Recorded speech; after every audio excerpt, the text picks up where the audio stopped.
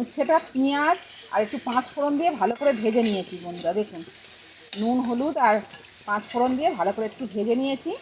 এবার এর মধ্যে একটু লেবুর রস দেবো।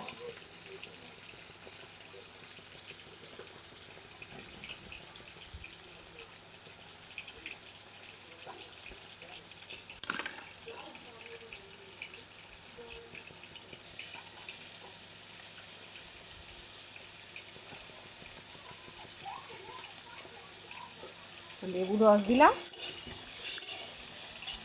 দিয়ে একটু সর্ষে দিয়ে দেবো।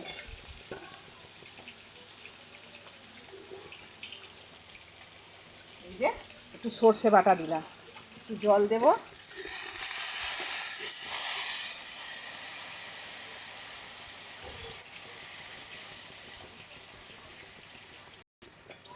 বন্ধুরা হয়ে গেছে সর্ষে দিয়ে উচ্ছের ঝাল।